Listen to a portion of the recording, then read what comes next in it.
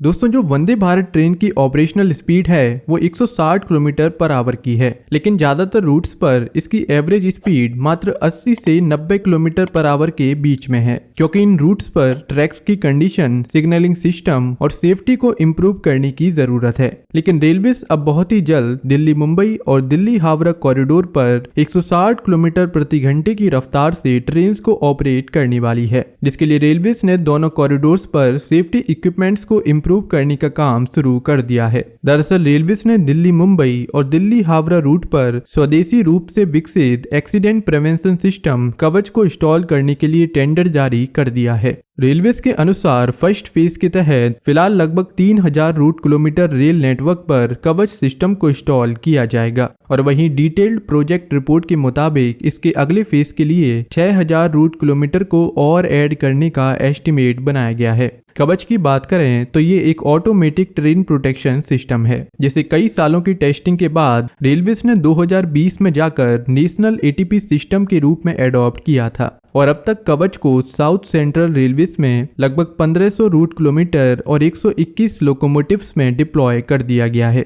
जिसके लिए रेलवेज अब तक 350 करोड़ रुपए खर्च कर चुकी है। कवच सिस्टम को ट्रैक्स और लोकोमोटिव दोनों में ही इंस्टॉल किया जाता है। जहां ट्रैक साइड और स्टेशन इक्विपमेंट्स हैं, उनकी कॉस्ट 50 लाख पर किलोमीटर है, और वहीं लोकोमोटिव्स में कवच इक्विपमेंट्स को लगाने की कॉस्ट 70 लाख रुपीस है। सिग्नलिंग सिस्टम को अपग्रेड करने के अलावा रेलवेज दोनों कॉरिडोर्स पर स्लीपर वंदे भारत को चलाने के लिए ट्रैक्स को भी इम्प्रूव कर रही है। इसके अलावा रेलवेज दिल्ली मुंबई रूट पर 500 किलोमीटर के सेक्शन में फेंसिंग पर भी काम कर रही है। वर्तमान में कवच सिस्टम की मैन्युफैक्चरिंग के लिए केवल 3 भारतीय इक्विपमेंट मैन्युफैक्चरर्स को ही अप्रूव किया गया है, लेकिन रेलवेज कवच की कैपेसिटी को बढ़ाने और इनके इम्प्लीमेंट को जल्द से जल्द स्केल अप करने के लिए और भी वेंडर्स को अट्रैक्ट करने का प्रयास कर रही है। तो दोस्तों, कवच सिस्टम को लेकर आपके क्या विचार हैं, हमें कमेंट सेक्शन में जरूर बताएं।